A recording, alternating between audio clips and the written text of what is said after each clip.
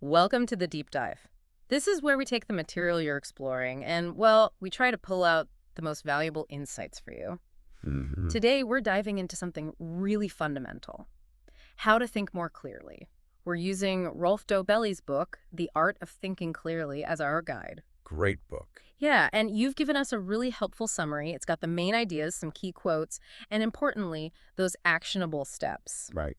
So the mission for you, the listener, is pretty straightforward. Yeah. Figure out some practical ways to avoid those everyday thinking traps, make better decisions, and do it all without, needing a PhD in psychology. Exactly. Keep it practical. And Dobelli makes this observation early on that I think everyone can relate to. We make these small thinking errors all the time, constantly.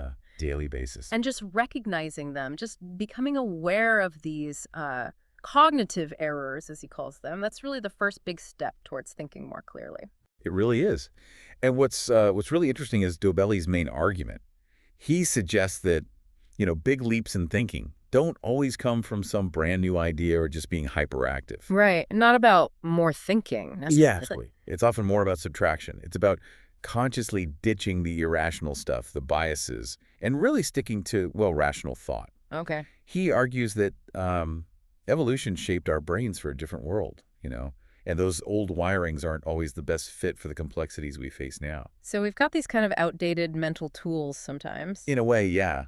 And identifying those glitches, those ingrained flaws, is super important if we want to navigate things better today.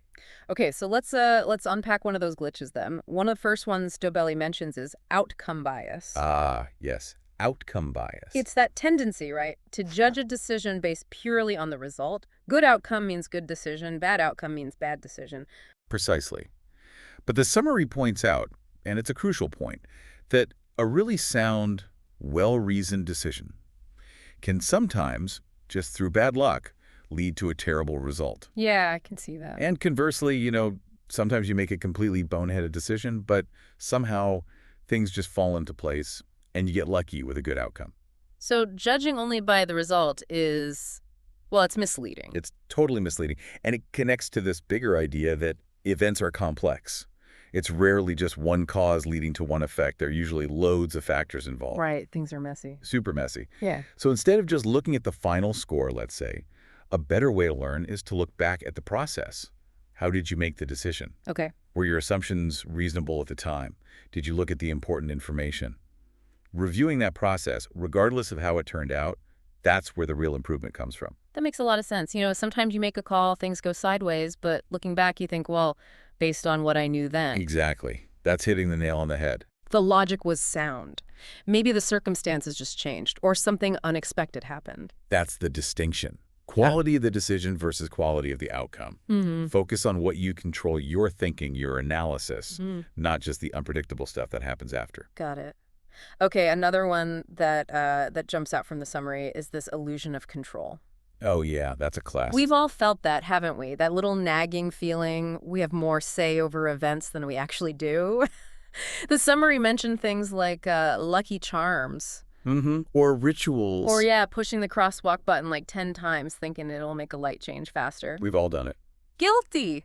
So what's the takeaway there? Well, it really raises the question of where we put our mental energy, doesn't it? Mm-hmm. If you can clearly see the line between what you can influence and what's just out of your hands, that's incredibly freeing. You stop wasting effort and, frankly, anxiety on things you can't change, and you focus your resources where they actually count. Makes sense. Conserve that energy. Now, this next one really made me pause. The problem of false values. Interesting one, yeah. Dobelli says how we value things gets warped, like by how scarce something is, or if there's a lot of competition for it, or even just because we feel sentimental about it. Absolutely. The summary's example of a property auction is perfect. Right. The bidding war. Yeah, the heat of the moment, the competition, everyone wants it. Suddenly, the price goes way, way beyond what the thing is maybe intrinsically worth. So how do we fight that? It's about trying to distinguish between perceived worth, what it seems worth in that specific, maybe heated context, and its actual underlying intrinsic value. Okay, the real value versus the hyped up value. Exactly. Our emotions, social pressure, they mess with our valuation. Being aware of those distortions and trying to ground your assessment in something more objective is key, especially for big decisions like buying a house or making investments. This feels connected to another point Dobelli makes, which is the circle of competence. Very connected, yes. This is about knowing what you know. And maybe more importantly, knowing what you don't know. Yeah. Understanding the boundaries of your expertise. Precisely. And the summary makes a good point that circle is often smaller than we like to think. Bit humbling.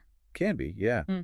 But knowing where your knowledge ends isn't a weakness. It's actually a huge strength. How so? Well, inside that circle where you genuinely understand the subject, your intuition, your gut feeling, can actually be pretty reliable. You've got the experience, the patterns are there. Okay. But step outside that circle into territory you don't really grasp.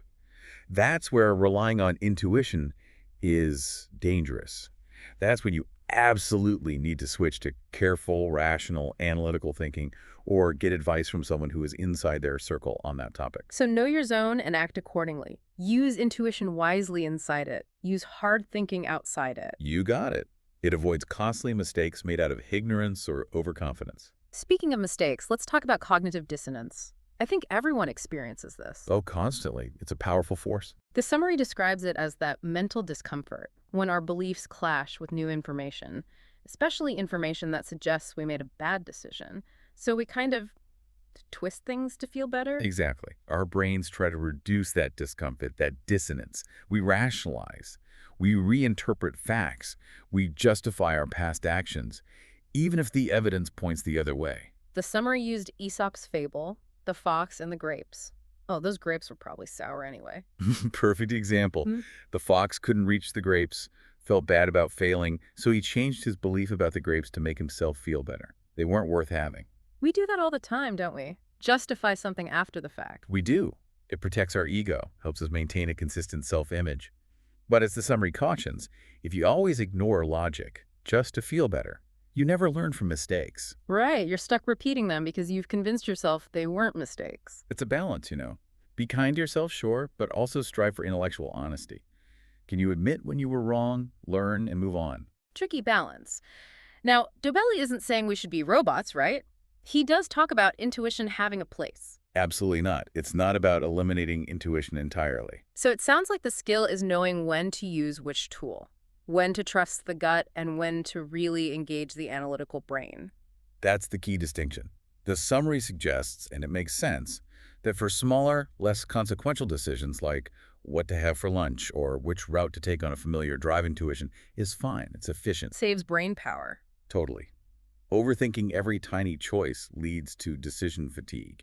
You burn out your capacity for the big stuff. So the wisdom is in figuring out, is this a high-stakes decision needing careful thought, or is it minor enough that a quick gut feeling is good enough? Exactly that. Discernment is key. Allocate your heavy cognitive lifting to the decisions that truly warrant it. Okay. And finally, there's this really interesting concept called via negativa. Ah, I love this one. The way of subtraction. Yeah, the summary used that great quote about Michelangelo sculpting David. He just removed everything that is not David. Yeah. Beautiful analogy. So how does Dobelli apply that to thinking?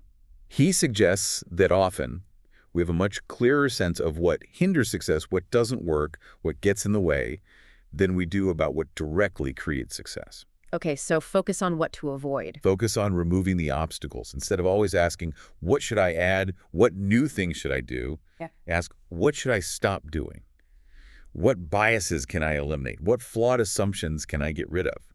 Interesting. So clear the path rather than just trying to build a faster car. That's a great way to put it. By subtracting the negatives, the errors, the roadblocks, the counterproductive habits, the best path forward often reveals itself more clearly.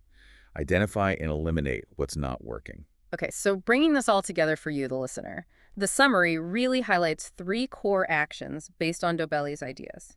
First, be consciously rational, like really make an effort, especially when the stakes are high.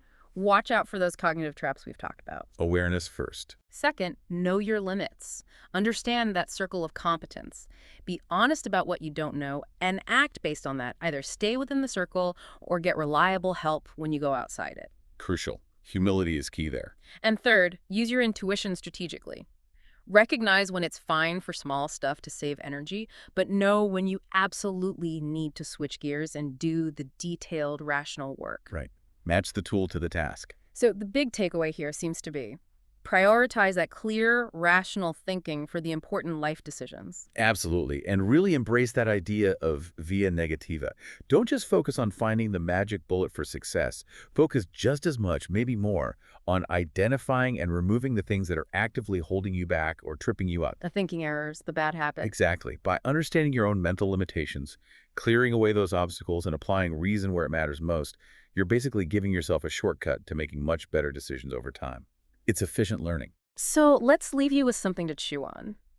Think back on a decision you made recently, maybe a significant one, maybe even a small one. Mm-hmm. Can you spot any of these cognitive errors? Outcome bias, illusion of control, maybe a bit of cognitive dissonance that might have crept into your thinking without you realizing it at the time? Good question to ask yourself. And thinking ahead, what's maybe one small change you could make next time a similar situation comes up, just to try and think a little bit clearer?